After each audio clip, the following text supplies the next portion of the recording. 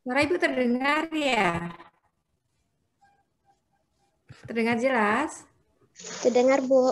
Dengar, Ibu. Oke, Ibu ganti dulu background ya. Itu background kolokium ya.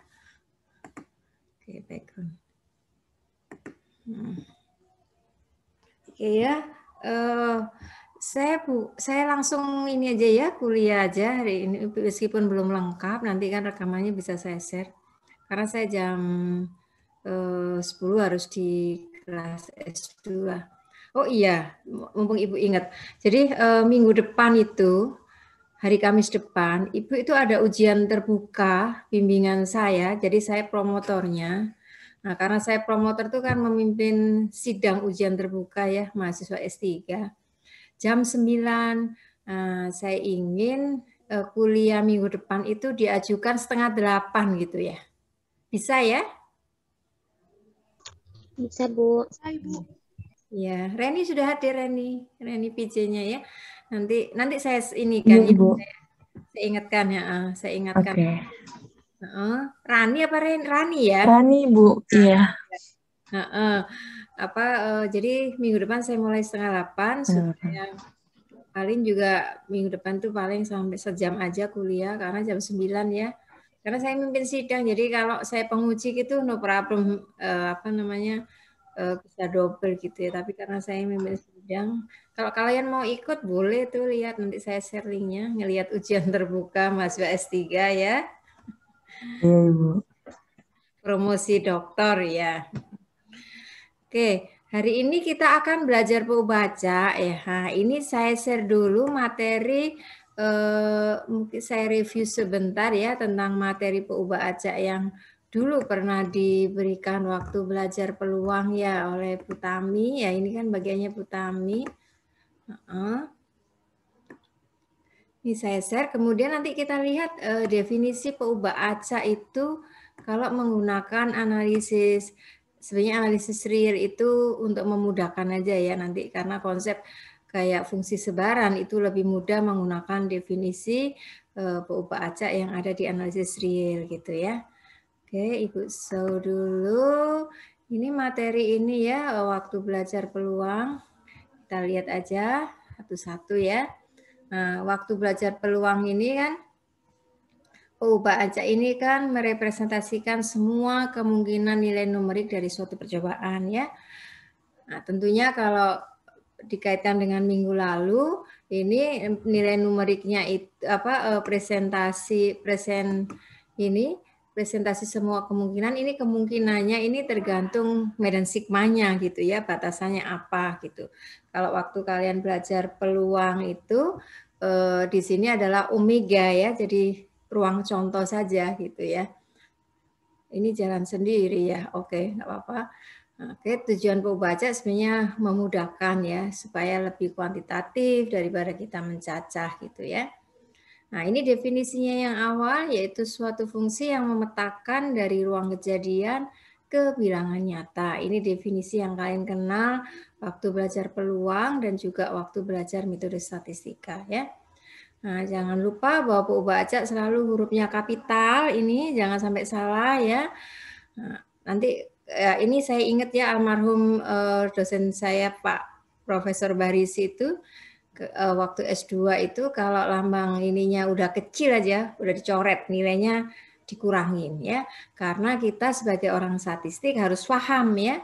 Kalau mungkin orang yang bukan orang statistik bisa dimaafkan ya, tapi kalau sebagai mahasiswa statistika kita harus paham bahwa pembaca itu lambangnya huruf kapital ya. Nah, sedangkan nilainya itu dia di lambangkan huruf kecil. Ini mungkin slideshow ya sebelumnya ya. Oke, huruf kecil ya. Ini sebagai contoh aja, saya rasa kalian udah tahu ini pelemparan sekeping uang, ruang contohnya ini semua kemungkinannya. Nah, nilai X-nya, ini nilai X-nya ya lambangnya kecil. Jadi kalau value itu lambangnya kecil, kalau pembaca itu lambangnya besar ya, huruf besar. Nah, ini tipe peubah acak yang kalian kenal di waktu belajar peluang itu hanya ada dua ya, discrete dan continue. Tapi nanti akan saya kenalkan juga ada peubah acak yang campuran. Jadi ada sebagian dia discrete, ada juga yang continue. Dan itu lebih sesuai ya untuk keadaan di alam. Jadi belum tentu sebaran yang kita miliki itu semuanya acak, discrete atau continue ya. Ini nanti kalian bisa baca lah ya ini ya, nggak usah saya jelaskan satu-satu. Nah, kemudian ini ilustrasi, mungkin waktu Bu Tami juga udah dijelaskan ya ini ya. Kalau discrete itu dari cacahan seperti ini, kita definisikan dulu ya. Ini misalkan pengguliran 2 buah dadu. Nah, kita definisikan X ini adalah baiknya sisi 4 yang muncul. Jadi number of ya, jadi banyaknya. Jadi bisa 1, bisa 2, bisa juga yang kuning ini 0 ya. Ini adalah peubah acaknya ya. Nah, kemudian terkait peubah acak di sini adalah nilai peluangnya ya. Nah, ini contoh peubah acak yang lain lagi ya. Ini pelemparan sekeping 3 uang, sekeping mata uang dilempar 3 kali, X menyatakan baiknya sisi gambar yang muncul ya. Maka nilai peubah acak X-nya ini 0, 1, sampai 3 ya. Kemudian terkait peubah acak tentunya ada namanya fungsi masa peluangnya ya kalau discrete. Nah, discrete itu didefinisikan sebagai peluang XI sama dengan peluang X ya, peubah acak X ketika dia bernilai XI gitu ya. Nah, nilainya antara 0,1 ya. Jumlahannya jadi untuk semua kemungkinan nilai XI ini nilainya 1 ya. Kemudian ini ilustrasi, bisa kalian pelajari ya nanti ilustrasinya ini ya. Ilustrasinya sederhana. Nah, dari sini ini contohnya adalah X-nya apa? X adalah banyak sisi gambar yang muncul ya. Ini percobaannya ini pelemparan 3 keping uang ya. Maka di sini ini peluangnya. Lah kalau ditampilkan nilai peubah acaknya ini nilainya kan 0, 1, 2, 3 terus dilengkapi dengan apa peluangnya sebagai fungsi masa peluang ya. Meskipun nanti juga ini bisa dinyatakan dalam bentuk suatu fungsi tapi tidak semua ya, kadang-kadang hanya ditampilkan ya. Ini gambarannya fungsi masa peluangnya gitu ya. Ini nilai peluangnya. Jadi pada discrete itu titik ini tingginya ini menyatakan peluangnya ya. Kalau pada peubah acak discrete ya. Hati-hati nanti dengan peubah acak continue. Ini contoh yang lain lagi ya ini ya, nanti kalian pelajarin aja. Nah, cara mencaca ini saya rasa kalian udah cukup mahir ya. Nah, ini seperti ini ya. Jadi bisa saja fungsi masa peluangnya ini dinyatakan tabel, bisa juga dinyatakan dalam bentuk suatu fungsi seperti ini ya. Ini gambaran fungsi masanya. Kemudian ini cara lain lagi ya, sebenarnya cara perhitungan aja, tapi hasilnya akan sama ya. Kemudian ada definisi lagi fungsi sebaran ya, distribution function ya. Itu adalah sebaran kumulatif ya. Jadi bedakan dengan fungsi masa peluang dengan fungsi sebaran. Jadi kalau membahas sebaran itu kumulatif ya. Dan lambangnya selalu F besar ya, ini jangan sampai salah. Ini artinya berarti nilai fungsi sebaran ketika X-nya bernilai X0 ya. Nah, definisinya adalah peluang X lebih kecil sama dengan X0. Kalau discrete karena ini lebih kecil sama dengan, maka dia dijumlahkan untuk semua nilai X ya, peluang X-nya dijumlahkan sampai nilai X-nya ini maksimumnya bernilai X0. Jadi lebih kecil sama dengan X0 ini jumlahkan ya. Nah, pada peubah acak discrete ini dinyatakan sebagai gambarnya itu biasanya dalam bentuk nyatanya seperti ini ya. Jadi kalau discrete itu dipecah-pecah sesuai dari nilai X-nya. X-nya dan di sini 0, 1, 2, 3. Jadi selangnya itu dipecah berarti kurang dari 0, 0, 1, 1, 2, 2, 3, dan lebih besar 3. Jadi pemecahan ini karena discrete itu nilainya hanya pada nilai discrete sehingga dipecah-pecah seperti ini ya. Grafiknya adalah dalam bentuk fungsi tangga ya. Jadi ini dipecah-pecah ketika X lebih kecil 0, ini ya. X 0 antara 1, ini nilai fungsi massa sebarannya ya. Memang ya, kalau diskrit ini kan nilai diantaranya nggak ada ya. Nilai 0,5 itu nggak ada ya. Jadi makanya di sini ini selangnya terbuka ya, ini yang samanya di kiri, di kanannya terbuka. Tapi ada juga ya buku ini yang dibalik, jadi yang sama dengannya itu di kanan ya. Nah, tapi di IPB itu kita pakai yang ini ya. Dan beberapa buku itu mayoritas menggunakan yang ini. Ada beberapa buku yang ininya lebih besar sama dengannya itu di bagian nilai yang batas kanannya gitu ya. Tinggi tangganya ini menunjukkan nilai fungsi massa peluangnya ya. Kemudian terkait yang continue ya. Continue ini dia mempunyai fungsi kepekatan peluang ya. Kalau continue berarti nilai X-nya itu dalam bentuk suatu selang gitu ya. Nah, fungsinya sebagai fungsi kepekatan peluang ya. Mungkin di jurusan kayak ITS fungsi densitas ya, karena merupakan terjemahan dari probability density function ya. Nah, kalau di IPB kita menggunakan kepekatan ya.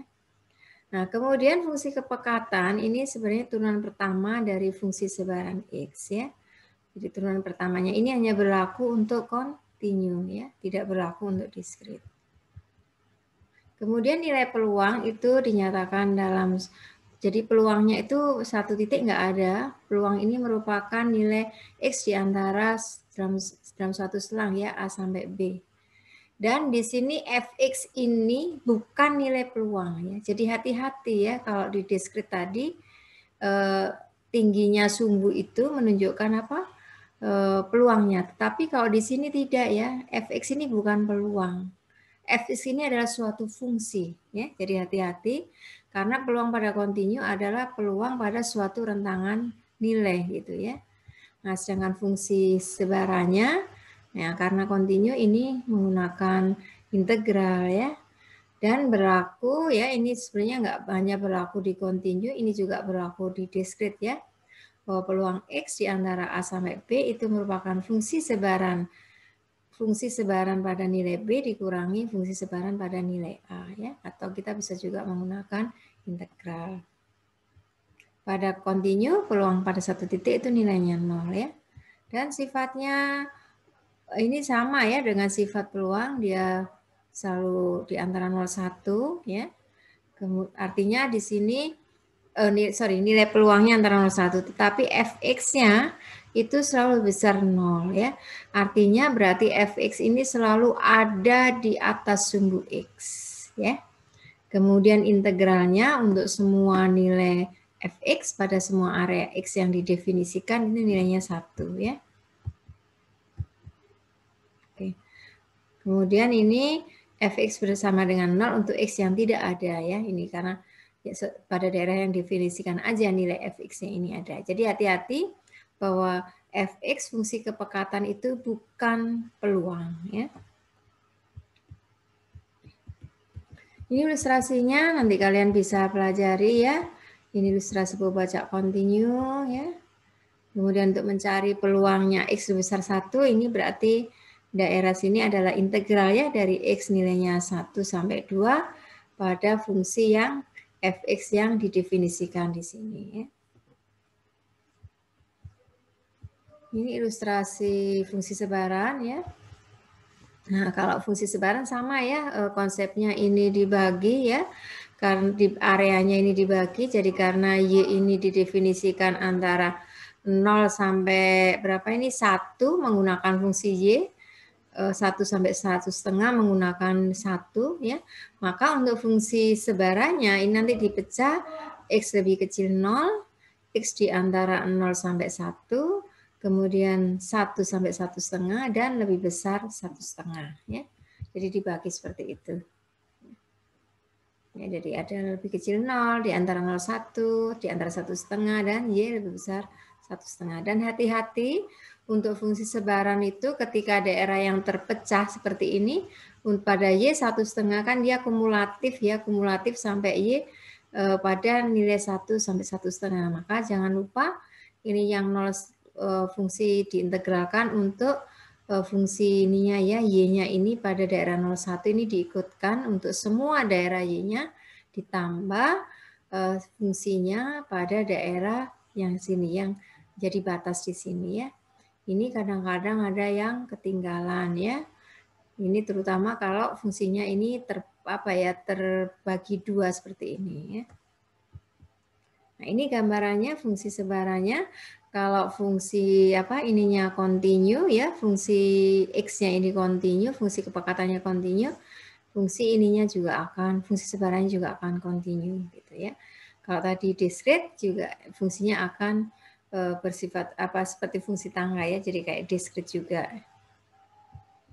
Kemudian ada lagi pembaca campuran, misalkan ini pembaca X mempunyai fungsi sebaran seperti ini ya. Dan ini kalau digambarkan ketika X-nya kurang dari 0, wah ini gambarnya kurang ke atas ya panahnya ya. Ini ternyata ini ya 0, ini terbuka, kemudian di antara 0 sampai 1 itu adalah X plus 1/2 di sini ya, ini fungsinya. Kemudian X lebih besar 1, ini nilainya 1. Nah, jadi ini ada suatu lompatan ya. Jadi dia continue pada daerah mana ini? Daerah lebih besar 0 ya, sampai sebentar. Ini ya. Jadi X-nya ini dia continue kalau baca X ini continue ketika nilai X-nya itu besar 0 ya. Kalau kurang dari 0 dia ini nilainya. Berarti ketika X sama dengan 0 itu peluangnya berapa? Setengah ya. Peluangnya setengah, ada lompatan seperti ini ya. Jadi ketika X sama dengan 0 itu peluangnya setengah ya. Ketika X di antara 0 sampai 1 kalian turunkan aja ini. Kalau diturunkan ini diperoleh berapa? Turunan dari X plus 1/2. Turunannya setengah ya. Setengah ya. Setengah ketika X 0 sampai 1 gitu ya. Coba kalau diturunkan benar ya. Jadi fx-nya oke, saya tulis aja ya mungkin ya.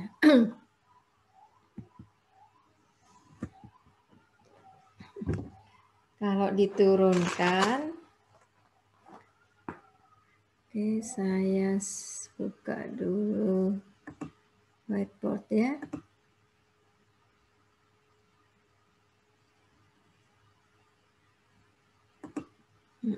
Jadi fungsinya tadi kalau diturunkan, saya copy dulu ya.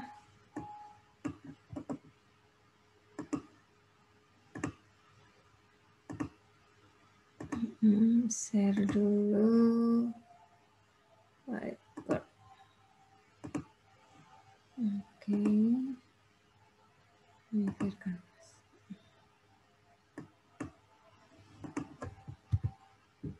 Ya. Ini ya. Jadi berarti di sini X-nya itu fungsi diskretnya, fungsi massa peluangnya. Berarti di sini peluang X sama dengan X-nya itu sama dengan berapa tadi? 0, setengah ya, 0,5 ketika X-nya sama dengan 0 ya. Dan 0 untuk lainnya ya. Jadi dia jumlah ini ya, sedangkan fungsi kepekatan peluangnya itu berarti fx-nya adalah turunan ini ya, turunan ini adalah 0,5 ketika X di antara 0, 1 ya. 0, 1, kemudian 0 untuk lainnya. Jadi fungsi ininya ada dua ya. Fungsi fungsi peluangnya lah ya disebutnya ya. Fungsi peluangnya ada dua, yaitu yang pertama ini yang untuk yang diskret, yang bagian diskretnya, ini yang bagian kontinunya ya. Nah, sehingga nanti ketika terkait sebaran ini menghitung nilai harapan gitu ya, nanti nilai harapannya juga dijumlahkan ya. Jadi nilai harapannya berarti di sini ya kita melangkah dulu ya. Nilai harapan X berarti untuk yang diskrit ini berarti kan 0,5 kalikan 0 ya. Ditambah ini ya integral dari X kalikan 0,5 dx untuk daerah 0 sampai 1. Ini nilai harapannya ya. Hitung ragamnya juga sama nanti ya.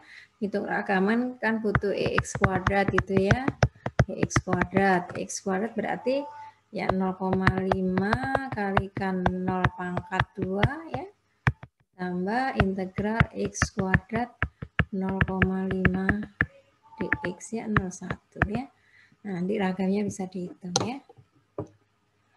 Jadi ada ya seperti ini ya. Jadi mungkin ini fungsinya masih sederhana ya. Ada juga yang kalau sudah kayak di pernah itu bimbingan saya neliti yang tentang aktuaria itu ada yang diskritnya itu kosong, kontinunya itu gamma gitu ya, sebarannya campuran seperti itu ya. Oke. Saya lanjut lagi ya ke PU Acak yang ini.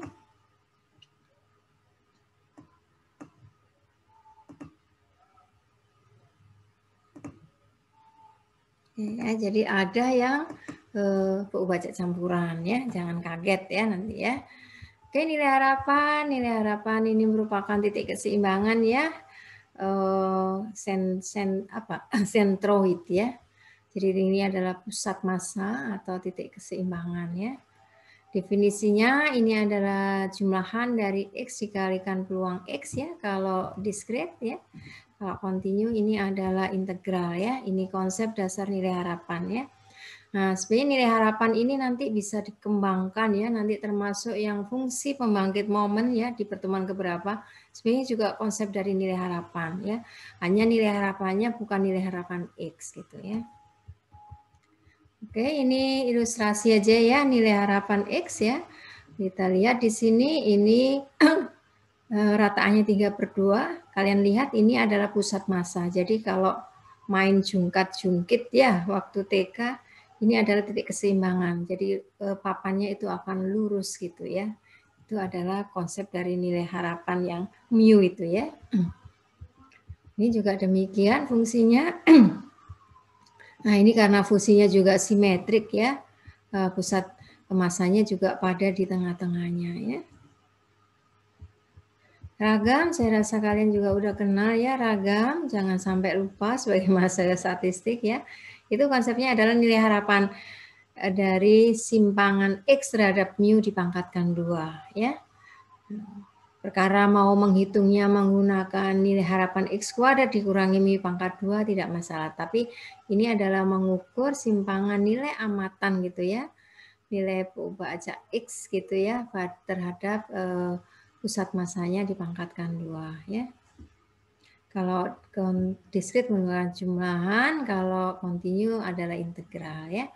Ini biasanya yang kalian gunakan ya supaya mudah aja menghitungnya ya. Kemudian simpangan baku selalu diambil yang akar positifnya ya. Jadi yang diambil adalah akar positifnya karena akar itu dari sigma kuadrat kan bisa plus minus, tetapi karena ragam itu bernilai positif, simpangan baku juga bernilai positif ya. Oke, ini saya lewatin aja ya ilustrasi ini. Nah, kalian udah kenal di ini ya. Kemudian ada nilai harapan fungsi peubah acak ya. Fungsi peubah acak berarti yang digunakan ini adalah tadi nilai harapan X ya. Sekarang nilai harapan GX tinggal ganti aja X-nya menggunakan GX gitu ya. Oke, ini bisa kalian baca sendiri ya, udah tahu. Nah, ini ilustrasinya juga bisa kalian pelajari sendiri ya. Nah, sifat nilai harapan ini jangan lupa ya, bahwa nilai harapan konstanta adalah konstanta, ragam konstanta itu 0, nilai harapan B dikalikan X, itu B kalikan mu-nya X ya. Kemudian ragam BX itu, karena ragam itu operator kuadrat, jangan lupa ini adalah B kuadrat kalikan ragam X ya. Kemudian kalau Y itu sama dengan A plus BX ya, tinggal kita kombinasikan aja sifat ini ya. Jadi mu-nya adalah A ditambah B mu X, sedangkan ragamnya adalah B kuadrat kalikan ragam X. Artinya di sini penambahan konstanta itu tidak merubah ragam suatu data. Jadi ketika kalian punya data, misalkan ya, kalian tambahkan misalkan ya, nah itu tidak merubah ragam. Yang berubah adalah nilai harapannya ya. Ini maknanya yang perlu dipelajari seperti itu ya. Kemudian simangan bakunya adalah harga mutlak B. Jadi meskipun B-nya ini negatif ya, kita ambil harga mutlaknya. Karena tadi ya konsep ragam itu selalu positif. Jadi simangan baku juga bernilai positif. Oke, ini ilustrasi bisa dibaca sendiri ya. Nah, ini momen. Ini penting momen ya, sebelum nanti kita akan belajar fungsi pembangkit momen. Momen dulu ya. Jadi momen itu adalah karakteristik dari suatu sebaran yang perlu kita tahu ya. Ini ilustrasinya ini bisa dilihat di sini. Ya, sebaran ini beda ya bentuknya. Bentuknya sudah bisa beda. Tetapi kalau kita hanya karakteristik sebaran itu hanya melihat mu dan sigma kuadrat, kita bisa tersesat ya. Karena bentuk sebarannya kita nggak tahu. Kita hanya tahu mu 1 ragam 1 ya. Makanya kita perlu tahu momen yang lain gitu ya. Untuk supaya jelas nih sebarannya bentuknya kayak apa gitu ya.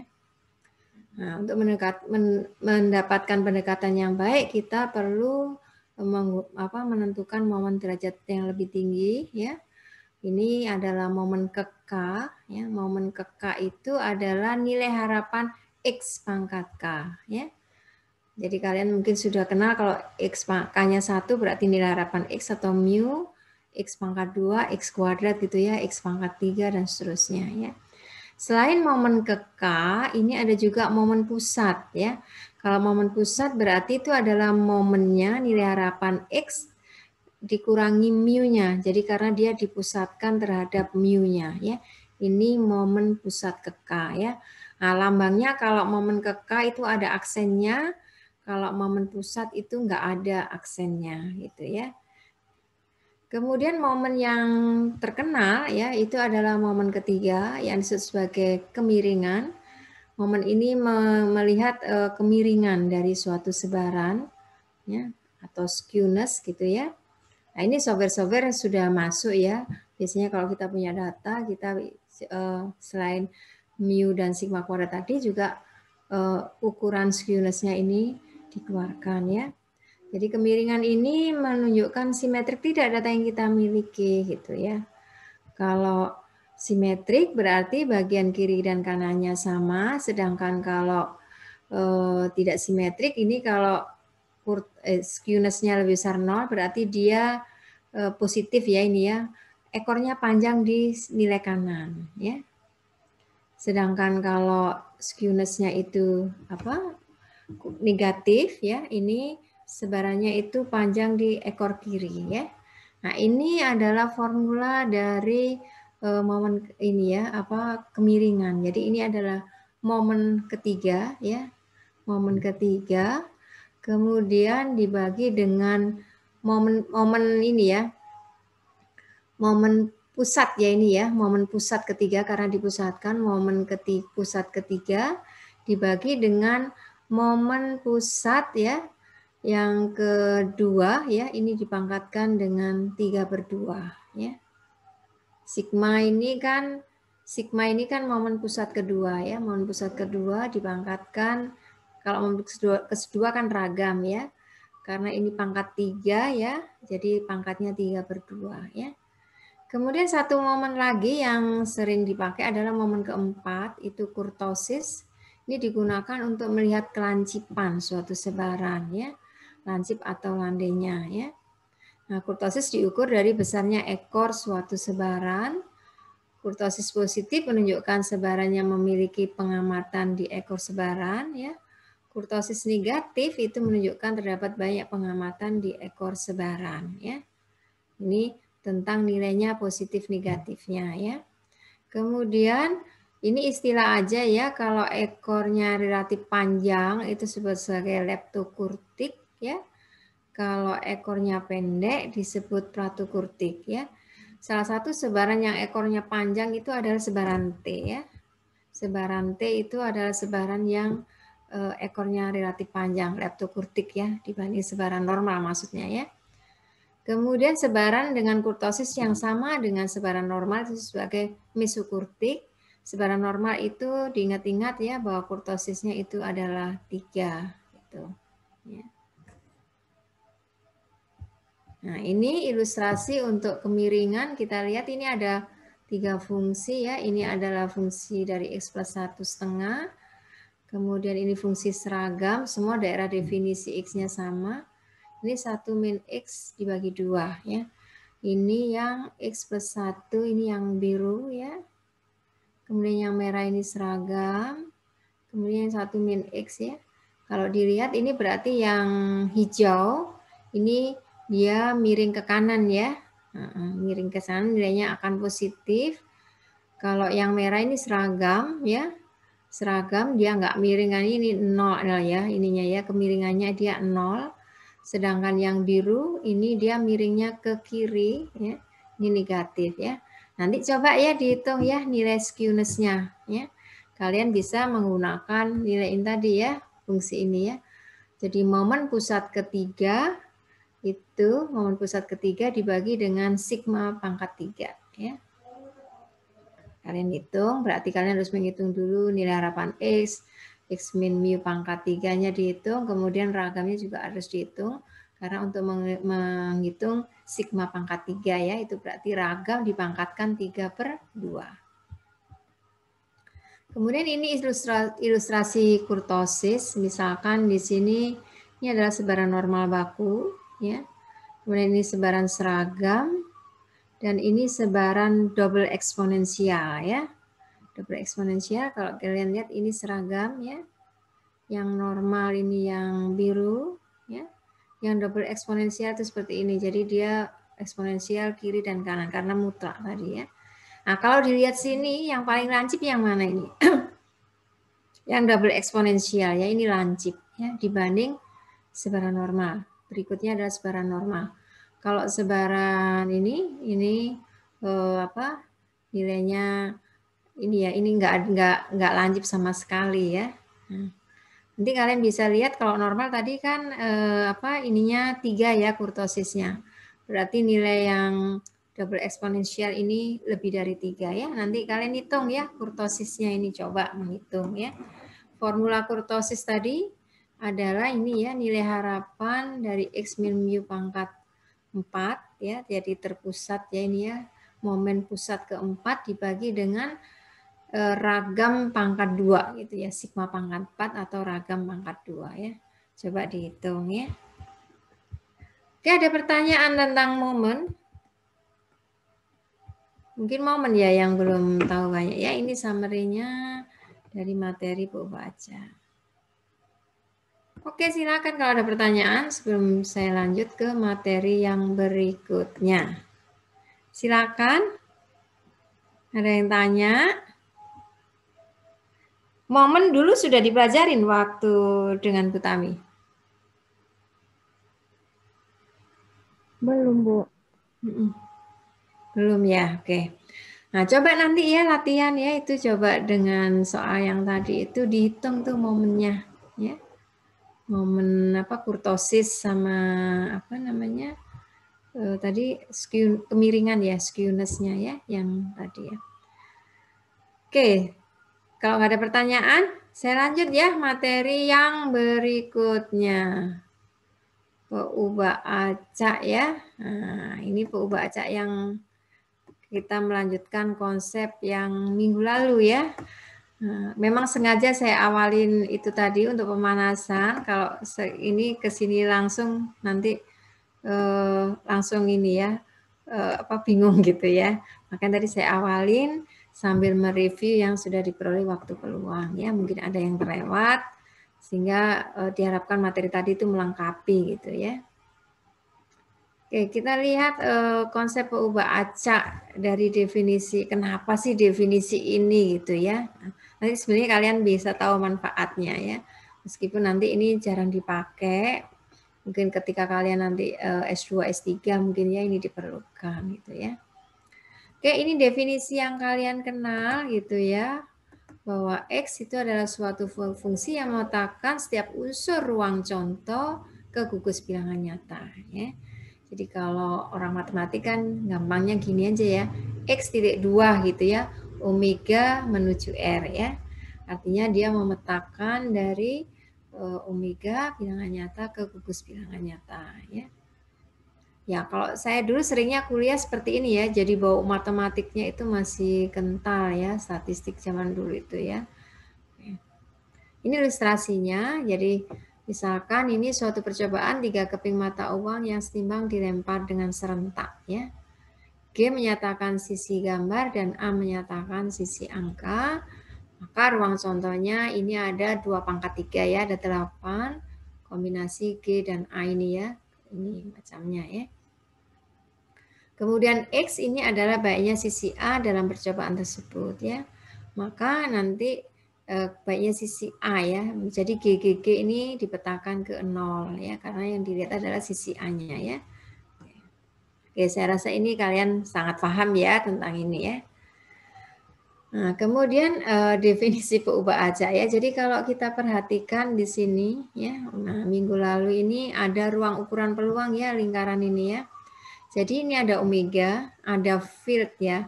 Field ini adalah batasan kejadian yang terjadi. Kejadian maksudnya kejadian dari di omega ini yang terjadi, dan P ini ruang ukuran peluang ya. P cantik ya ini ya, lambangnya P cantik, ukuran peluang ya. Nah, di sini kalau ini kejadian A ya. Nah, kejadian A ini nanti dipetakan kan semua nilai apa yang ada di omega ini, kan konsep yang kalian kenal ini, dipetakan X ke gugus bilangan nyata. Ini yang kalian kenal ya. Jadi semua anggota ruang contoh ini dipetakan ke gugus bilangan nyata. Ya. Nah, kalau konsep yang sebenarnya dari peubah acak itu sebaliknya. Jadi kalau ini nilai bilangan nyata dari X-nya tadi, misalkan ini nilainya adalah B, B itu adalah nilai dari peubah acaknya. Kalau ini pemetaan inverse-nya itu merupakan kejadian A. Ya.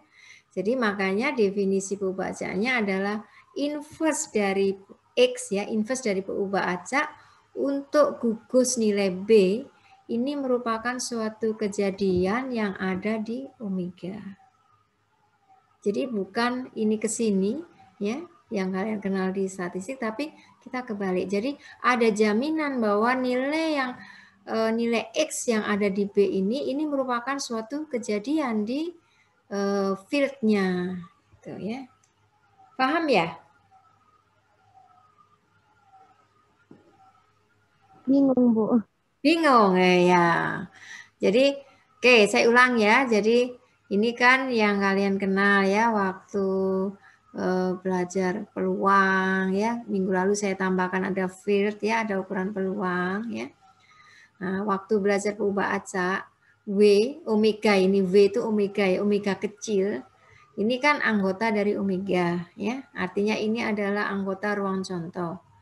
Dia dipetakan ke gugus bilangan nyata oleh X ya. Jadi X itu kan memetakan gugus ruang contoh ke bilangan nyata ya. Ini definisi waktu belajar dengan Butami ya. Bahwa peubah acak X itu memetakan gugus dari ruang contoh ke bilangan nyata. Ya. Oke. Ini yang kalian pelajari waktu belajar peluang ya.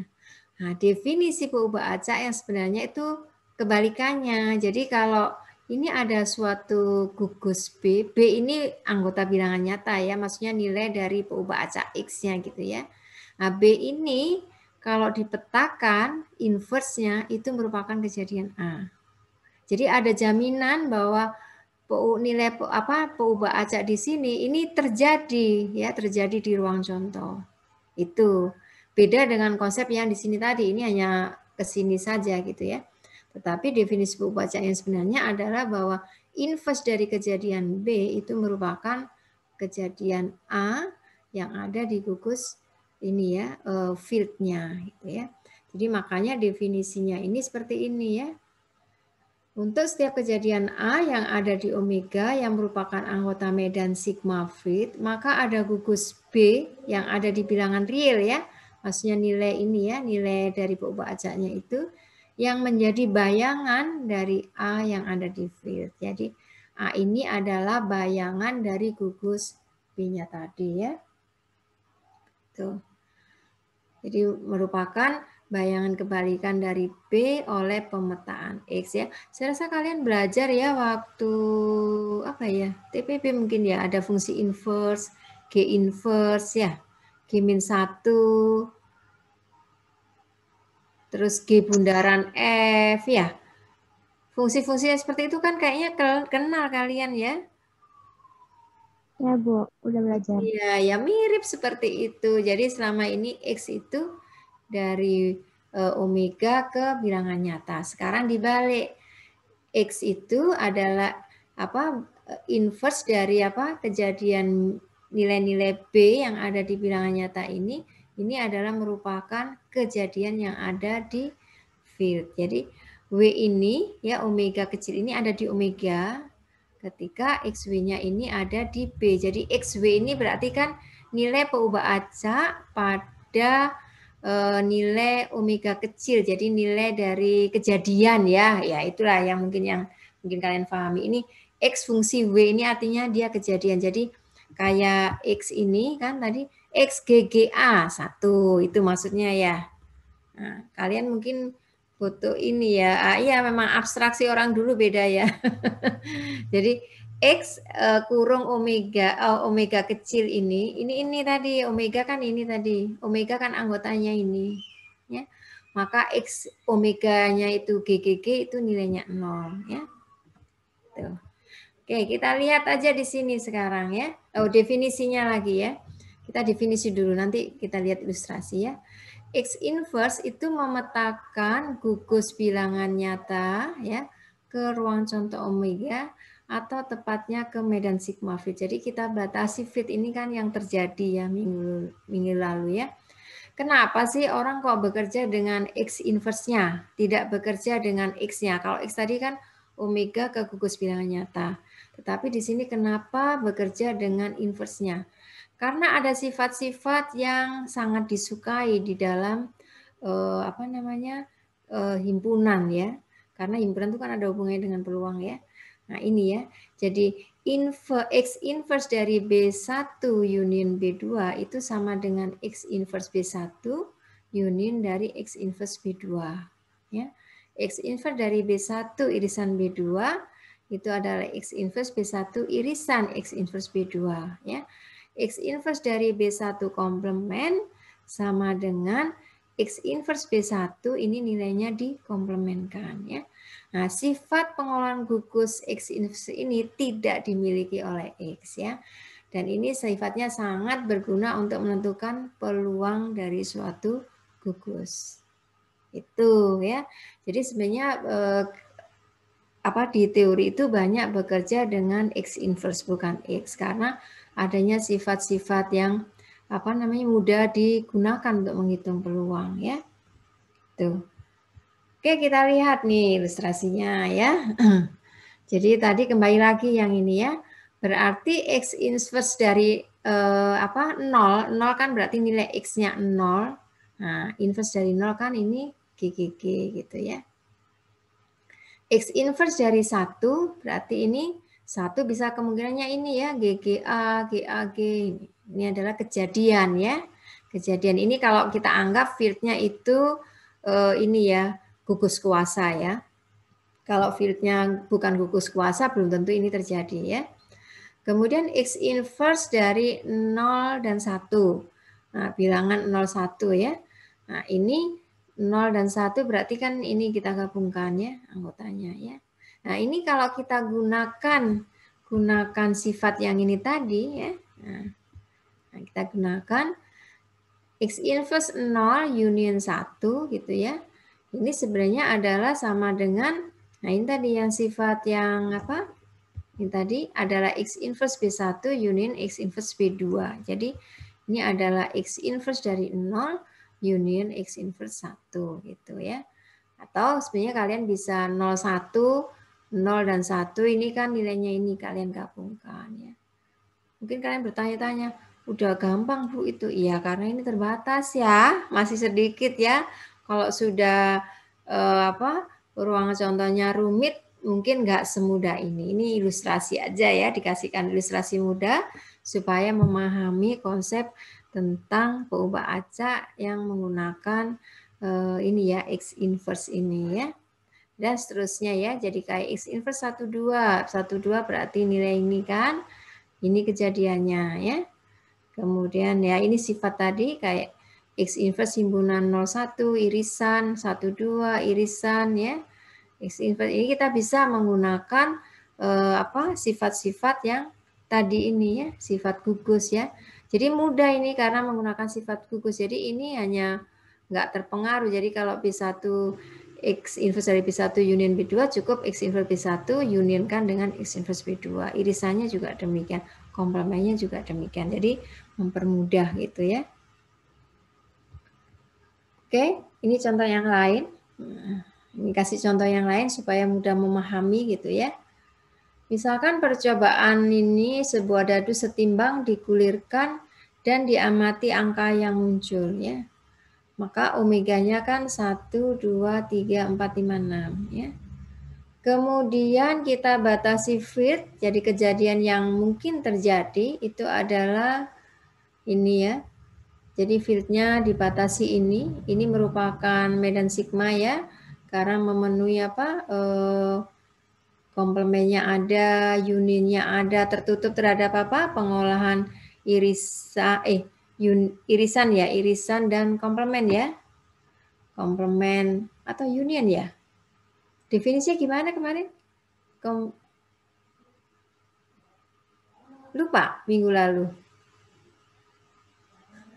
Himpunan kosong selalu ada ya. Terus apa? Komplemennya juga masuk ya. Komplemennya masuk. Terus satu lagi?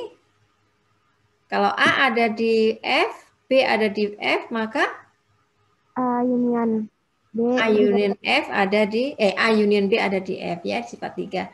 Ini mempertahankan ya, dan kalian bisa lihat komplemennya ada ya. Nah, kemudian ada definisi peubah acaknya adalah ketika X nilainya 1, ini nilainya sama ya dengan X3, X55 ini berarti angka dari ini ya. Ini diberi nilai 0, kemudian X2, X jadi yang genap itu diberi nilai 1, kalau yang ganjil nilainya 0 ya.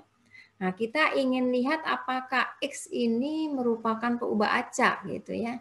Nah, kita harus melihat inverse-nya ya. Jadi kita lihat dulu kejadian B ya. Jadi B ini kan nilai peubah acaknya ya. Kalau 0 tidak ada di B ya. Maksudnya B ini selang yang tadi ya, selang dari nilai X-nya ya. Dan 1 ini tidak ada di B, kan berarti 0, 1 nggak ada ya. Nilainya kan himpunan kosong. Nah, himpunan kosong ada ya di field. Kemudian kalau 0 ada di B dan 1 tidak. Jadi semua kemungkinannya ini ya, B ini. Jadi ada yang bukan anggota, terus ini yang satunya bukan ya, yang ini bukan, ini yang anggota, dan dua-duanya bisa ya. Karena sesuai nilai dari 01-nya ini. Kalau nilainya ini banyak ya kombinasinya harus kalian buat ya. Karena hanya 01 kombinasinya ada 4 kemungkinan ini ya. Kemudian 0 ada di B, 1 tidak ada di B. Jadi kalau 0 berarti kejadiannya kan 135. 135 ada di field ya, maka masuk ya.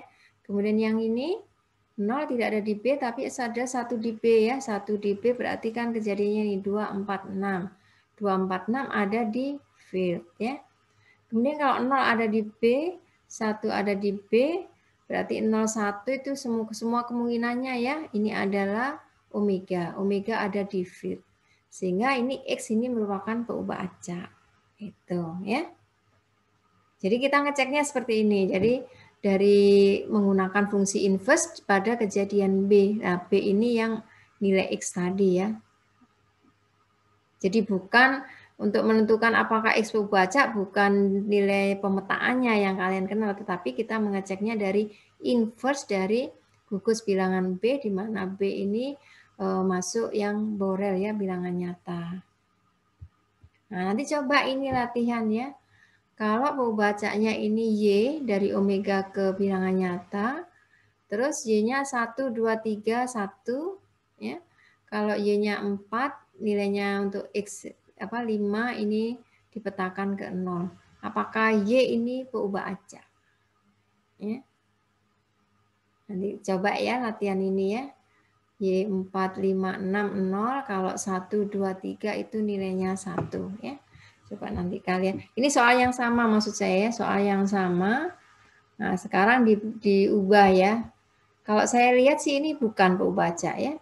Karena nilainya kan 1, 2, 3 gitu. Sedangkan fieldnya ini 1, 2, 3 nggak ada ya. Nanti buktikan ya ini ya. Berabstraksi ya. Karena abstraksi itu meningkatkan kemampuan kalian berpikir di luar yang standar ya. Oke, nah itu tadi yang diskrit ya. Sekarang bagaimana kalau peubah acaknya itu kontinu ya? Peubah acaknya kontinu ya. Nah, kalau oke, jadi jika ruang contoh omega ini kontinu atau diskrit tak hingga, ya ini kalau sudah bicara yang ukurannya tak hingga ya, maka perlu ada ketentuan tambahan agar fungsi X ini dapat dipandang sebagai peubah acak ya. Jadi kita harus nambahin sesuatu ya. Pembatasan ini sejalan dengan pembatasan kejadian pada ruang contoh yang dihimpun dalam suatu medan sigma, yaitu suatu fungsi yang memetakan omega ke bilangan nyata disebut peubah acak jika bayangan kebalikannya, jadi inverse-nya dari gugus selang B pada bilangan nyatanya, maksudnya bilangan nilai X-nya tadi kan bilangan real ya, merupakan kejadian pada ruang contoh ya. Ini definisi yang tadi ya.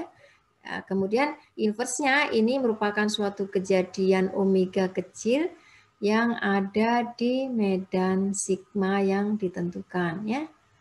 Dengan ketentuan peluang dari peluang dari ini X inverse B ini tentukan berdasarkan dari ini. Nanti gunanya untuk menghitung peluang sebenarnya ya juga ya.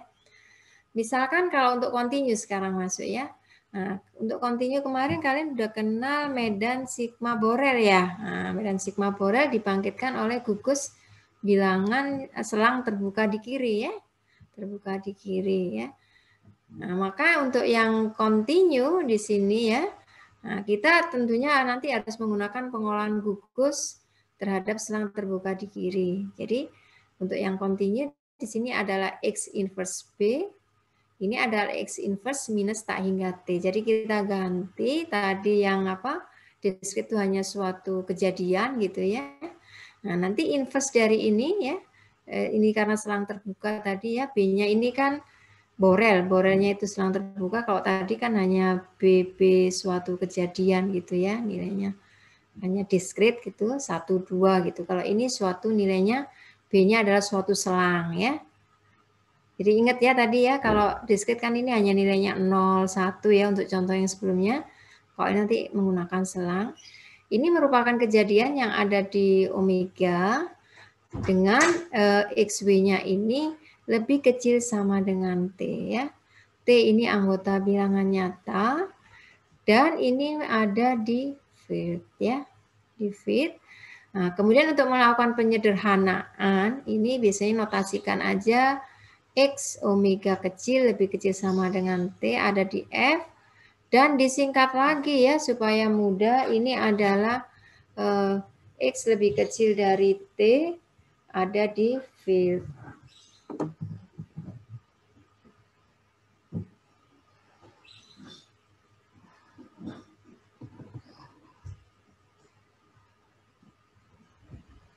Oke. Tuh, jadi penulisannya sekarang menjadi lebih sederhana. Nah, jadi X inf dan ini penulisannya adalah B tadi karena ini gugus selang medan sigma Borel, kita gunakan terbuka ini sehingga cukup disingkat X inverse minta hingga T ya.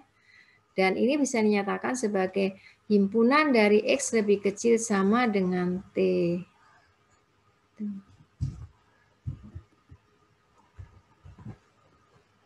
Kemudian waktu belajar statistik kalian kan juga mengenal ya fungsi peubah acak ya. Jadi kalau tadi yang waktu belajar apa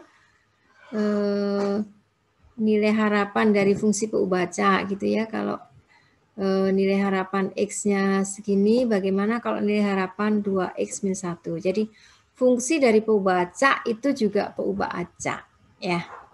Jadi kalau X itu peubah acak mempunyai sebaran tertentu, X kuadrat gitu, itu juga merupakan peubah acak dengan sebaran tertentu ya. Nah, kemudian definisi dari peubah acak ini digeneralisasi lagi ya. Bagaimana untuk fungsi peubah acak ya. Jadi kalau di sini misalkan Y itu adalah fungsi Gx gitu ya. Jadi G adalah merupakan suatu fungsi dari peubah acak X ya. Jadi Y-nya ini ya. Nah, maka Y ini juga merupakan peubah acak pada ruang ukuran peluang yang sama. Jadi kalau X-nya pada ruang ukuran ini, nanti Y juga pada ruang ukuran peluang ini ya. Jadi sama. Nah, ini adalah pembuktiannya ya. Pembuktiannya bahwa kalau misalkan ini Y lebih kecil sama dengan S ini adalah suatu selang ya, selang minus tak hingga sampai batas ininya S ya. Kemudian kita ganti ya, Y tadi adalah Gx, maka Y inverse-nya ini kan Gx inverse gitu ya. Ini adalah merupakan kejadian ya yang ada di omega ya. Kemudian tadi hanya menggunakan X ya, sekarang kita ganti dengan Gx gitu ya. Nah, kemudian sederhanakan lagi ya. Ini hanya minda-minda aja ya, mungkin kalian waktu belajar persamaan itu kan mengenal. Jadi kalau X kuadrat lebih kecil segini, maka X itu kan, nah ini juga begitu, ini jadikan fungsi X-nya, tapi ini adalah fungsi G inverse-nya gitu ya. Nah, nanti akhirnya sederhanakan bahwa untuk Y lebih kecil S, yaitu Y inverse minta hingga S itu sama saja dengan adalah suatu nilai X yang lebih kecil sama dengan S ya, yang ada di field. Jadi ini hanya untuk membuktikan bahwa kalau X tadi ada ruang ukuran peluang di sini ya, maka Gx juga ada di dalam ruang ukuran peluang yang sama ya. Jadi fungsi dari peubah acak juga peubah acak. Bentar ya.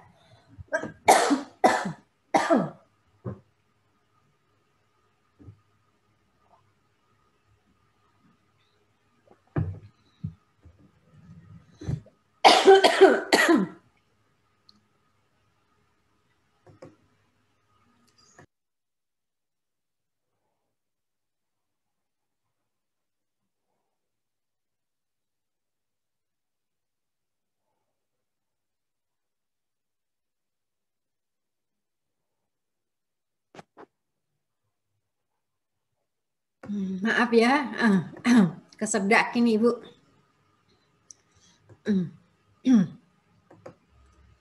Oke, sampai mana tadi ya? Sampai yang ini ya. Oke.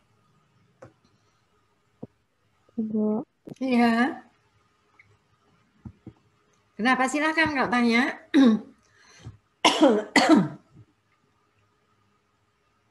Gimana? Ada yang tanya?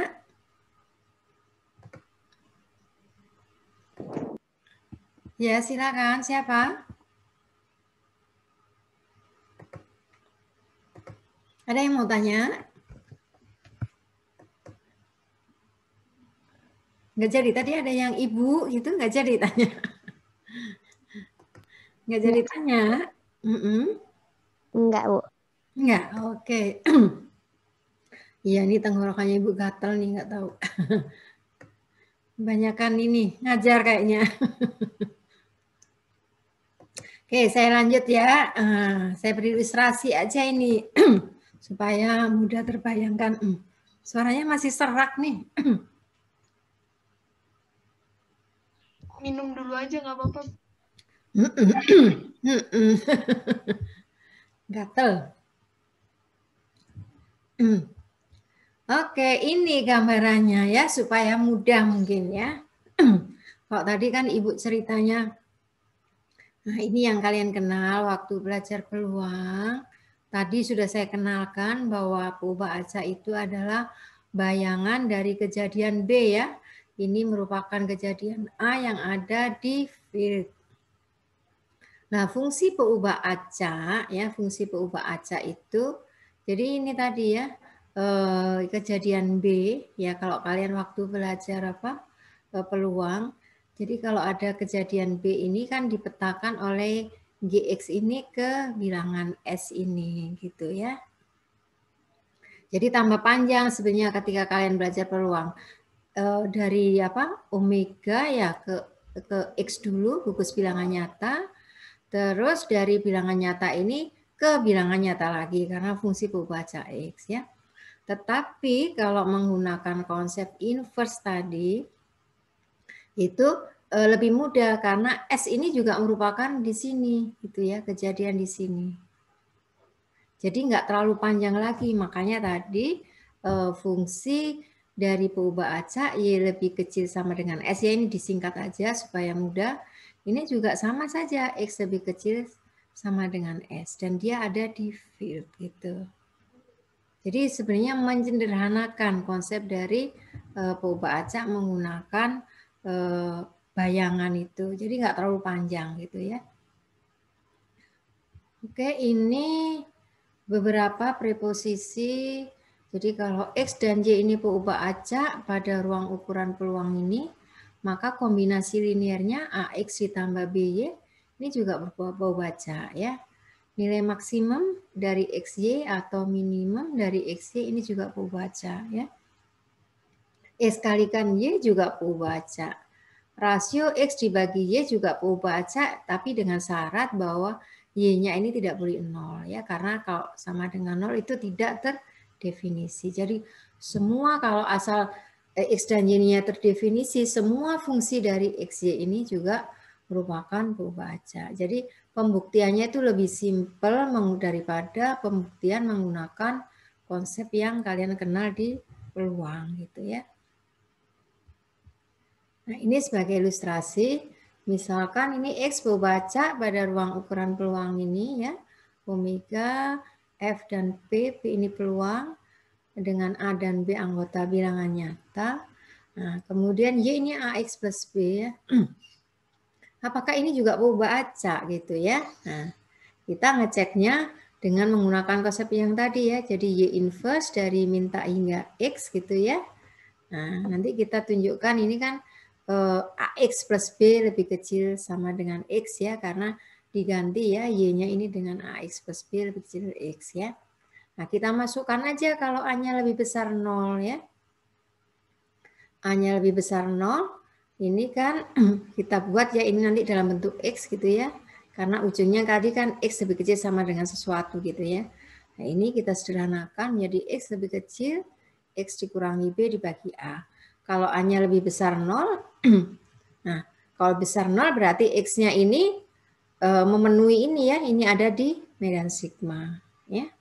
Kemudian kalau X lebih kecil 0, dia akan, karena medan sigmanya ini kan ini ya semua gugus waktu Borel, semua gugus yang dibangkitkan oleh selang terbuka di selang tertutup di kanan ya.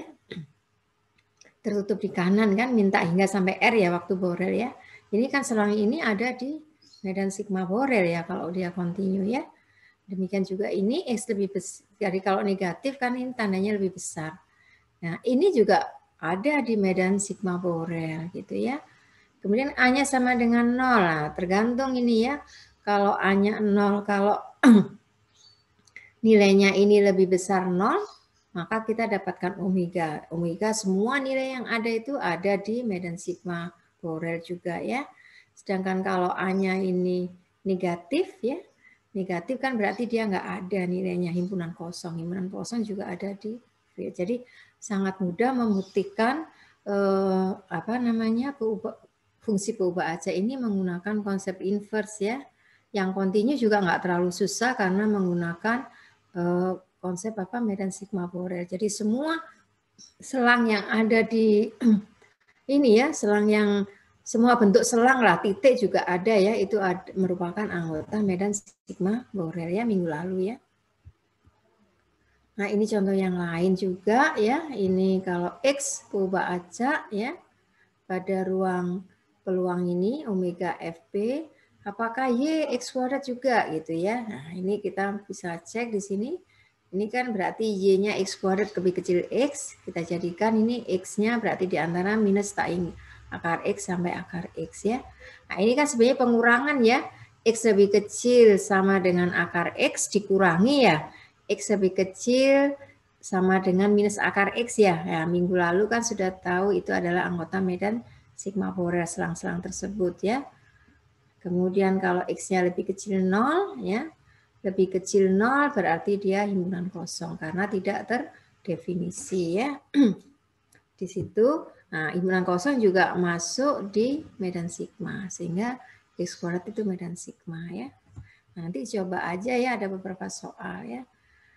Nah, ini sebenarnya tambahan aja ya, tambahan aja yang fungsi sebaran ini. Kenapa saya bahas di sini supaya kalian paham aja ternyata sebenarnya konsep fungsi sebaran itu lebih mudah menghitungnya daripada menggunakan peluang ya. Jadi semua sebenarnya fungsi sebaran itu bisa kita pandang ya sebagai ini ya, ini kan peluang fx ya, fungsi sebaran x. Itu adalah peluang ya. Nah, x tadi itu ini adalah kita gunakan ini ya apa inverse-nya ya. Jadi x inverse dari min tak hingga. Jadi ini merupakan bayangan dari selang dari Borel ya, min tak hingga sampai x ya. Dan ini kalau dinyatakan ini sebenarnya sama dengan peluang X lebih kecil sama dengan X ya. Nah, definisi ini ya, ini yang penting ya. X adalah perubahan acak ya pada ruang ukuran omega Fp ya. Dengan apa untuk X yang ada di R, maka tadi sudah kita tahu bahwa X lebih kecil X itu ada di medan sigma F ya, merupakan kejadiannya. Dengan demikian kita diperbolehkan untuk membahas peluangnya. Nah, ukuran peluang P itu merupakan fungsi dari medan F ke bilangan nyata ya. Ketika kalian belajar ngitung peluang ya, peluang itu kan dari apa? Ketika ngitung peluang itu kalian bisa langsung ya, bisa langsung dari apa? Medan sigma ke gugus bilangan nyata kan? Ya. Jadi peluang GGG sama dengan sekian. Berarti dia bekerja dari F ke R langsung bisa ya. Kemudian perubaca X itu adalah fungsi dari omega ke gugus bilangan nyata ya. Tadi ya, karena dia memetakan omega ke R. Sedangkan Fx ini adalah fungsi dari R ke R. Oke, saya tunjukin aja pakai gambar ya. Oke. Nah, ini yang tadi kita bahas ya. Ini omega ruangnya ya. Nah, ini yang tadi berubah acak X ya, ini yang inverse-nya ya. Ketika probability belajar peluang itu kan konsep dari apa omeganya ini ya. Jadi kalau ada kejadian A yang ada di omega, kita bisa menghitung peluangnya. Kayak tadi peluang AAA berapa dari percobaan tadi ya, atau sebuah dadu gitu ya dilempar, peluang sisi 6 berapa gitu. Peluang sisi 3 berapa gitu ya. Itu konsep dari peluang ya. Jadi peluang itu adalah gugus dari medan sigma ke bilangan nyata di sini ya. Nah, sedangkan fungsi sebaran ya, nah fungsi sebaran ini ya. Fungsi sebaran itu adalah tadi sudah belajar di sini, ini adalah pemetaan dari nilai yang ada di X ini ke gugus bilangan 01. Ya, jadi otomatis fungsi sebaran ini sudah membahas tentang peubacanya. Beda dengan yang konsep peluang yang kalian kenal ya. Peluang di sini ini masih berangkat dari mana? Dari F-nya ke R. Ya. Nah, kalau fungsi sebaran itu sudah membicarakan peluangnya juga ya, tapi peluangnya dari perubaca X ya. Sehingga fungsi sebaran ini lebih mudah digunakan daripada menggunakan konsep peluang. Sebentar ya, ada gambarnya. Oh, enggak ada lagi ya. Tuh, jadi makanya ketika belajar apa kayak yang continue ya, continue itu awalnya itu dari fungsi sebaran dulu, baru bisa menurunkan fungsi kepekatannya. Sebenarnya Deska juga sama, kalau fungsi sebarannya diketahui, kita bisa menghitung fungsi massa peluangnya dengan mencari selisihnya. Ya.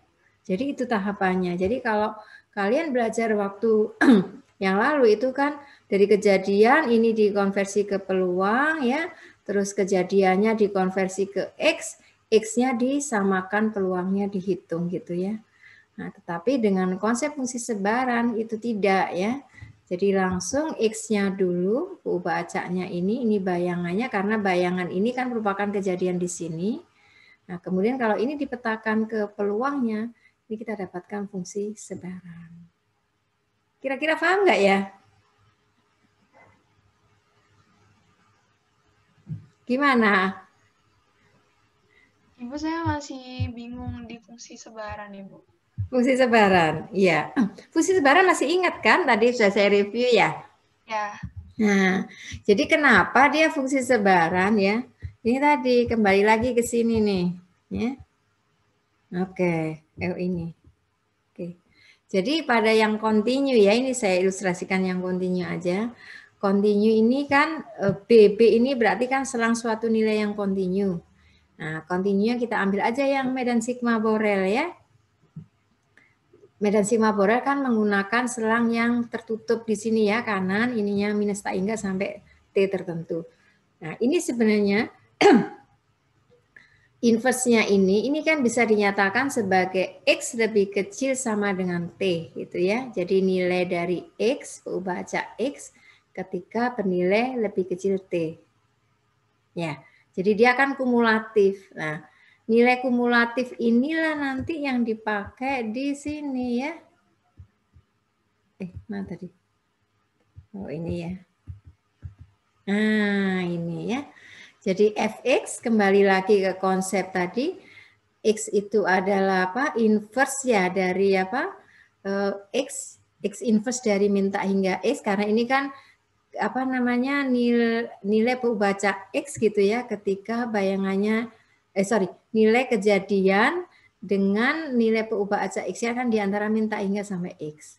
Nah, tadi ini kan bisa disederhanakan menjadi x lebih kecil x. Dan ini sendiri berarti kalau yang ini tadi diganti dengan X lebih kecil X, ini kan kalian kenal, ini adalah fungsi sebaran. Itu. Nah, jadi fungsi sebaran ini sebenarnya memudahkan ya, memudahkan kita mencari peluang daripada yang kalian pelajari waktu belajar peluang biasa. Kalau peluang biasa kan dari omega, kalian cari peluangnya. Terus X, kalian cari nilai X-nya. Terus kalian cari kan X ini peluangnya dengan melihat sini. Oh, X ini anggotanya adalah ini nih, maka peluangnya berapa? Kalian hitung kan? Jadi kayak peluang GGG atau peluang sedikitnya satu sisi G. Berarti kan kalian jumlahin tuh peluang apa? GG satu sisi ya, bisa G A terus apa A G G ya dan seterusnya. Pokoknya segini satu gitu kan. Kalian nyocokkan bekerja dengan dua. Tetapi kalau kalian bekerja dengan peubah apa namanya tadi inverse itu, kalian sudah apa bekerjanya kan dengan inverse ini. Nah, inverse ini kan sebenarnya sudah bekerja dari sini kan, dari apa omega kan. Kita sudah punya ini perubaca x-nya sehingga mencari peluangnya itu bisa langsung menggunakan fungsi sebaran ya. Lebih cepat. Kalau tadi kan ini dihitung peluangnya, ini dihitung X-nya, kalian nyamahin gitu ya.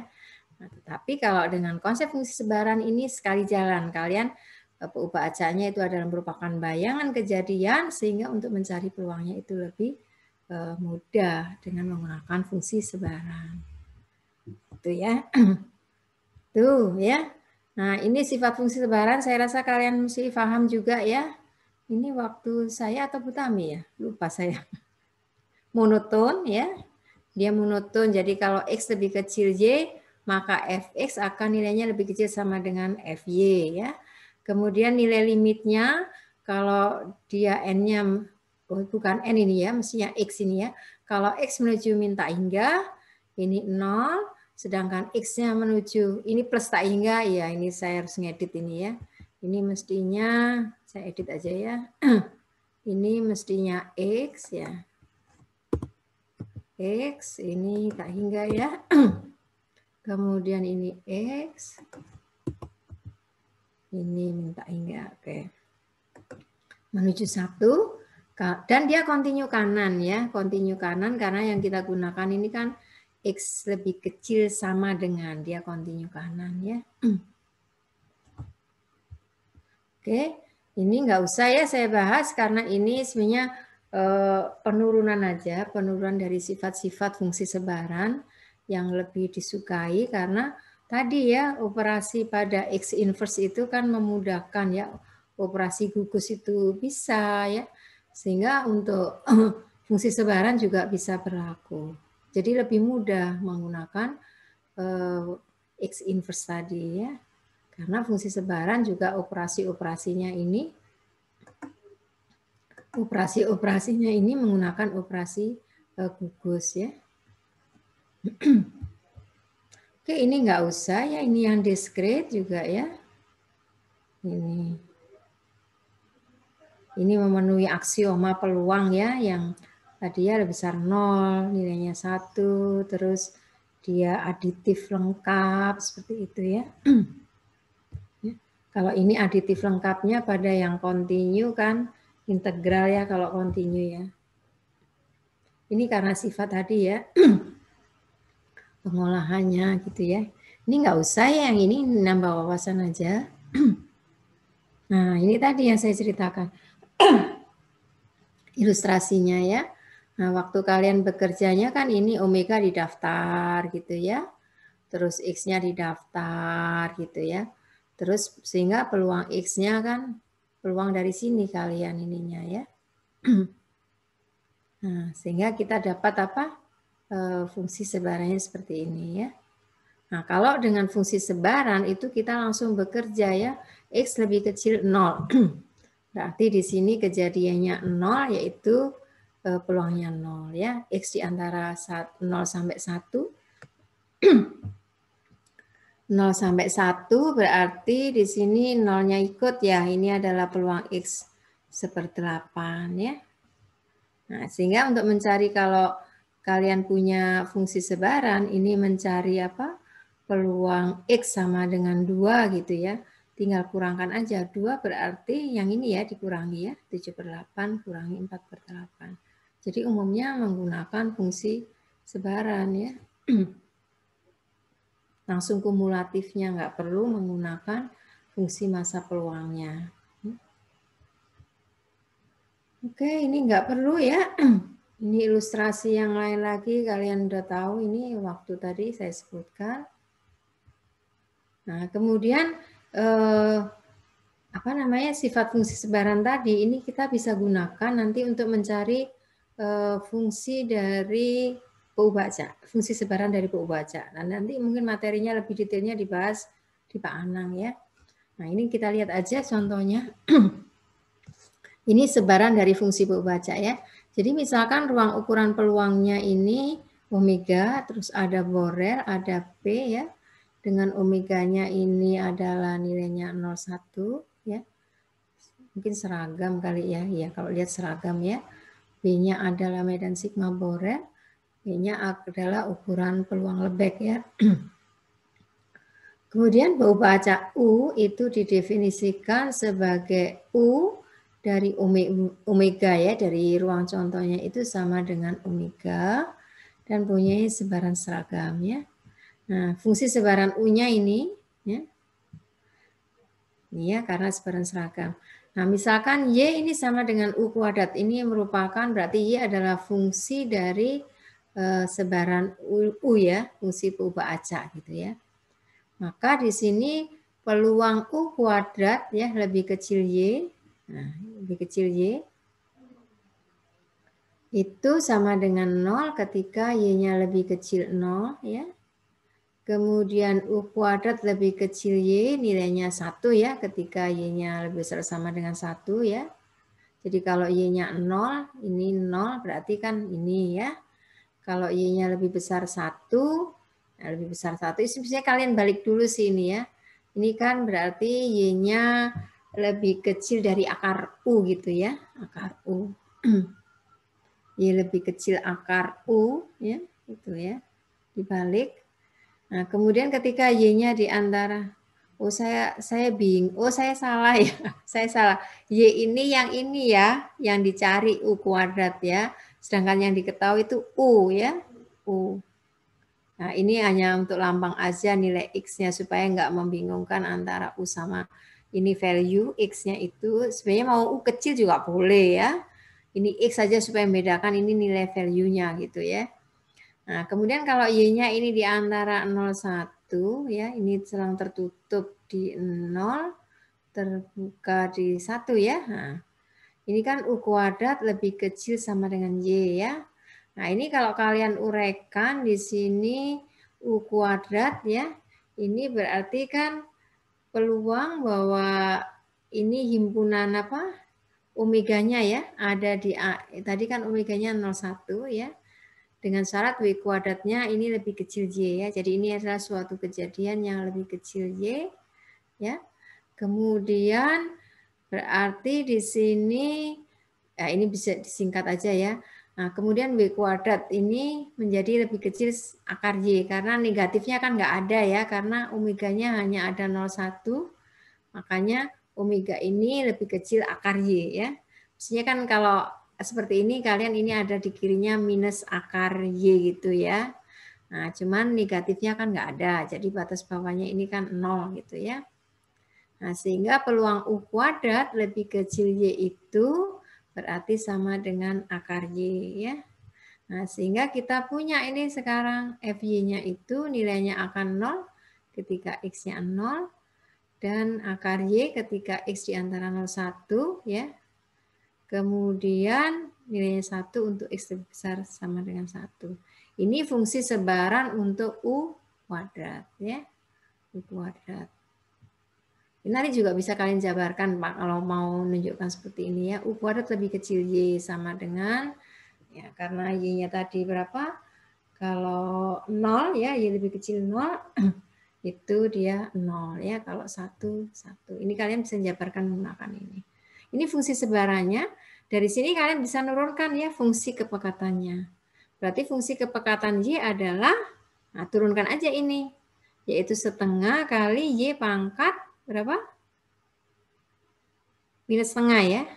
Setengah kali Y pangkat minus setengah. Itu adalah fungsi sebarannya ya. Jadi jangan cara seperti ini memudahkan. Jadi inilah nanti yang jadi salah satu metode untuk mencari sebaran dari fungsi peubah acak. Itu menggunakan fungsi sebaran ya. Meskipun nanti ada beberapa metode ya. Nanti tapi itu dibahas lebih detail di Pak Anang ya. Nah, ini hanya ilustrasi saja. Ternyata fungsi sebaran itu kita bisa dengan sifatnya tadi kita bisa gunakan untuk mencari sebaran dari fungsi peubah acak. Dan ini yang sederhana ya. Kalau fungsinya macam-macam nih, nggak hanya U kuadrat, logaritma, eksponensial. Tapi ini ilustrasinya sederhana aja ya. Karena belum ke materi nanti ya. Kalau materinya nanti yang dibahas Pak Anang lebih rumit ya. Oke, ini soal latihan, ini nunjukkan X berubah acak, gunakan yang tadi aja ya tekniknya ya, ini kan diuraikan gitu ya tadi medan sigmanya ya. Ini juga ya, seper X ya, dan ini ada ketentuan X-nya sama dengan 0, imbuhan kosong. Kalau imbuhan kosong kan berarti ini nggak ada, berarti imbuhan kosong gitu ya, ini ada ketentuannya juga ya.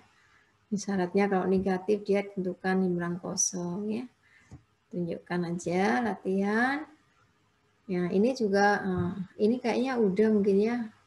Ini mestinya minggu lalu ya, apakah F medan sigma ya. Ini yang ini latihan untuk menentukan nilai K ya. Tentukan fungsi sebarannya. Ya ini yang masih gampang ya. Kayaknya ini soal peluang ya. Yang sebelumnya mungkin ya, saya lupa deh. Ini tentukan nilai C ya. Oke, materinya udah selesai nih. Ada yang mau tanyakan? Udah cukup? Udah nggak ada pertanyaan? Udah jelas? Ya boleh tanya nanti ya di WAG ya. Nanti akan Ibu jawab kalau setelah Ibu ngajar ya. Ada contoh soalnya nggak, Bu? Contoh soal. Contoh tadi kayaknya banyak contoh soalnya per itu. Tentang peubah acak sudah ada tadi. Fungsi sebaran tadi juga ada ya contohnya. Kayaknya ada, memang nggak banyak. Dan bukunya memang yang contoh-contoh seperti ini, e-booknya itu ada, cuman terlalu tinggi. Saya khawatir kalian nanti apa namanya mundur aja terus. Waduh, nggak paham. Jadi sebenarnya tadi saya menunjukkan apa peubah acak tadi itu pendekatannya itu kenapa sih kok ada orang yang mendekati peubah acak itu dengan analisis real ya. Jadi teori-teori itu dulu tuh kenapa? Karena di situ sebenarnya ada sifat-sifat tadi ya yang dipertahankan oleh apa? Oleh inverse tadi. Oke, saya mungkin tunjukin yang poin-poin penting ya. Saya share aja yang poin-poin penting ya. Oke. Oke, saya share yang ini ya.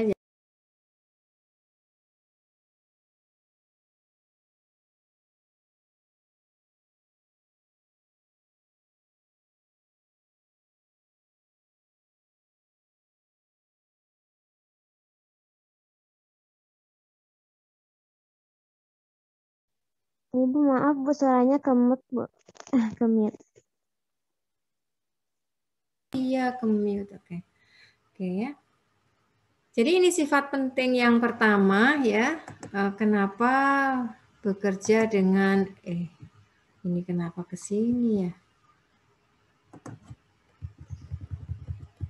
Bentar ya. Ini saya ini aja ya, saya garis bawahi yang sifat penting aja ya. Kenapa sih orang kok? Oke, ini definisi yang pertama kalian kenal ya, ini ya.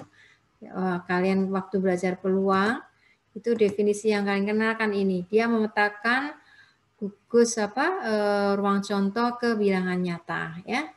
Bilangan nyata. Kemudian ada definisi ini ya. Jadi definisi peubah acak itu dia merupakan bayangan dari kejadian X ya yang ada di B. X ini ada anggota bilangan nyata atau kalau memang dia kontinu ini Borel gitu ya. Bilangannya nyata di sini karena kalau kontinu kan bisa minta ingat sampai tak ingat nilai X-nya kayak secara normal tuh ya. Nah, dia merupakan kejadian yang ada di field ya, itu definisinya ya.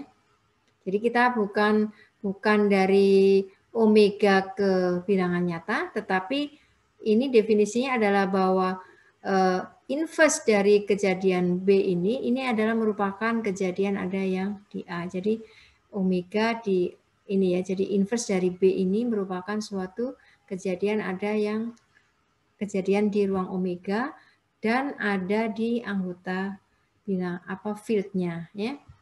Kenapa definisi peubah acak itu menggunakan inverse ini butir yang penting.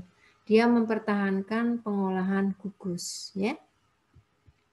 Kemudian butir yang penting lagi ya. Nah, ketika peubah acak kontinu ya. Kalau yang tadi kan kalian udah tahu ya yang diskrit. Kalau kontinu kita menggunakan ini selangnya Borel ya, minta hingga T karena nilai kontinu. Ternyata ini sama saja himpunan semua nilai X lebih kecil sama dengan T. Yang ini ada di field. Jadi kita harus menunjukkan bahwa inverse dari kejadian B yang ada di bilangan nyata itu nilainya adalah X lebih kecil sama dengan T. Dan ini harus ada di field. Field itu ada di omeganya. Ya. Nah, konsep ini memudahkan definisi untuk fungsi peubah acak. Ya. Jadi sehingga fungsi peubah acak misalkan ada Y ini Gx, ternyata Y lebih kecil S ini dia juga sama saja sebenarnya himpunan dari X lebih kecil S dan ini ada di field. Jadi ternyata mudah membuktikannya daripada pembuktian yang menggunakan cara yang kalian kenal waktu peluang ya. Kemudian definisi itu memudahkan apa lagi ya? Jadi karena tadi ya yang ini ya. Jadi kita langsung definisinya, nah kalau fungsi ini kan yang kalian kenal nih, ke X dulu. Itu ya, ini kan X. Nah, X ini kan transformasi ke Gx dapat S. Nah, Kalau menggunakan konsep inverse, sebenarnya bayangan dari S tadi sudah merupakan kejadian di sini. Jadi sama saja fungsi peubah acak X tadi Y lebih kecil apa? S itu ya, sama dengan X lebih kecil S ya.